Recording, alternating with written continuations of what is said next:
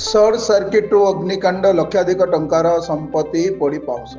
ଗଜପତି ଜିଲ୍ଲା ପାରଳାଖେମୁଣ୍ଡି ସ୍ଥିତ ସେରି ସାହିରେ ଜଣେ ପନିପରିବା ବିକାଳୀଙ୍କ ଘରେ ଶୁକ୍ରବାର ମଧ୍ୟାହ୍ନରେ ଘରେ ସର୍ଟ ସର୍କିଟ୍ ଯୋଗୁଁ ଅଗ୍ନିକାଣ୍ଡ ଘଟି ଲକ୍ଷାଧିକ ଟଙ୍କାର ସମ୍ପତ୍ତି ପୋଡ଼ି ପାଉଁଶ ହୋଇଥିବା ଜଣାପଡ଼ିଛି। ସୂଚନା ଅନୁଯାୟୀ ଗୋପାଳପୁର ରାସ୍ତା ବାସିନ୍ଦା ଏସ୍ ସରସ୍ୱତୀ 74 ବର୍ଷଙ୍କ ଘରେ ମଧ୍ୟାହ୍ନ 12ଟା ବେଳେ ଘର ଉପରେ ଦେଇ ଲମ୍ବିଥିବା ତାର ଏବଂ ଘରର ବିଦ୍ୟୁତ୍ ମିଟର ପବନରେ ଦୋହଲି ସର୍ଟ ସର୍କିଟ୍ ହୋଇଥିବା ବେଳେ ଏହି ନିଆଁରେ ଘରର ମୁଖ୍ୟ ଦ୍ୱାରରେ ଲାଗିଥିବା ଡୋର୍ ସ୍କ୍ରିନ୍ ଜଳି ସେହି ନିଆଁ ଚାରିଆଡ଼େ ବ୍ୟାପି ଯାଇଥିଲା।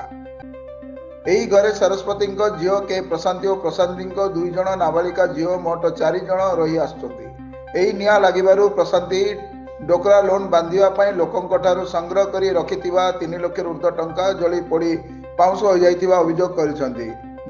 ବହୁ ଦିନ ହେବ ସେ ବିଦ୍ୟୁତ୍ ବିଭାଗକୁ ଘର ଉପରେ ଯାଇଥିବା ତାର ସଜାଡ଼ିବା ପାଇଁ କହିଥିଲେ ମଧ୍ୟ କେହି ଶୁଣୁନଥିବା କହିଛନ୍ତି। ସେ ପରିବା ବିକ୍ରିକୁ ଯାଇଥିବା ବେଳେ ଅଗ୍ନିକାଣ୍ଡ ସମୟରେ ଘରେ କେହି ନଥିଲେ। ପାଖ ପଡ଼ୋଶୀଙ୍କଠାରୁ ଖବର ପାଇ ସ୍ଥାନୀୟ ଦମକଳ ବାହିନୀ ସେଠାରେ ପହଞ୍ଚି ନିଆଁକୁ ଆୟତ୍ତ କରିଥିବା ବେଳେ ସ୍ଥାନୀୟ ରାଜସ୍ୱ ବିଭାଗ ନିରୀକ୍ଷକ ନରସିଂହ ରାଓ ଏବଂ ନରସିଂହ ଚୌଧୁରୀ ପହଞ୍ଚି କ୍ଷୟକ୍ଷତି ଆକଳନ କରିଛନ୍ତି। ତେବେ ଘରେ କେହି ନଥିବା ଯୋଗୁଁ ଅଗ୍ନିକାଣ୍ଡରେ ସମସ୍ତ ଜିନିଷ ପୋଡ଼ି ଲକ୍ଷାଧିକ ଟଙ୍କାର ସମ୍ପତ୍ତି ନଷ୍ଟ ହୋଇଥିବା ସ୍ଥାନୀୟ ଲୋକେ ପ୍ରକାଶ କରିଛନ୍ତି। ଏହି ଅବସରରେ ପାରଳାଖେମୁଣ୍ଡି ଅଗ୍ନିଶମ ବିଭାଗର FO Dhirendra Kumar Das, ASO CS Behera, ALF KCH Satapathy, Chittaranjan Samal, Sanjay Gaud, Lingaraj Sabar, Sushant Dalei, Rabindra Behera ପ୍ରମୁଖ ଅଗ୍ନିଶମ ଯବାନମାନେ ଉପସ୍ଥିତ ରହି ନିଆଁକୁ ଆୟତ୍ତ କରିଥିଲେ।